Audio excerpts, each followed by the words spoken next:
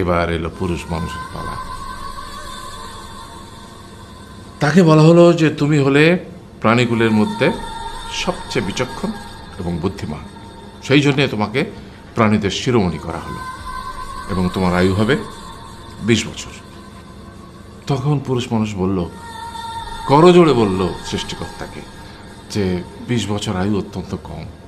হে প্রভু, আমাকে ওই গাধার, সে যে 30 বছর আয়ু চায়নি, সেটা আমাকে দেয়া হোক। ওই যে কুকুর 15 বছর ফিরিয়ে দিয়েছিল, সেটাও আমাকে দেয়া হোক। আর যে বানর 10 বছর নেয়নি, সেটাও আমাকে দেয়া হোক। 20 বছর অত্যন্ত কম, আমি দীর্ঘদিন বাঁচতে চাই।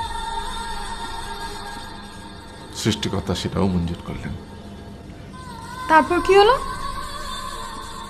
সেই থেকে ছেলেরা পুরুষ মানুষ হিসেবে বাঁচে 20 বছর, তারপরের 30 বছর সংসারের বোঝা পিঠে করে বয়ে বেড়ায়, সেটা কার মতো? গাধার মতো। তারপরের 15 বছর সে তার ছেলেমেয়েরা যা দেয় সেই রকম ঠিক কুকুরের মতো উচ্ছিষ্ট খেয়ে বাঁচে। আর তারপরে বৃদ্ধ বয়সে ঠিক বানরের মতো, যেমন গাছের এডাল থেকে ওডাল ঝুল খায় বানর, তেমনি এই ছেলের বাড়ি থেকে ওই ছেলের বাড়ি, আর নানান রকম ফন্দি ফিকির করে তার নাতি নাতনিদের আনন্দ দেওয়ার চেষ্টা করে।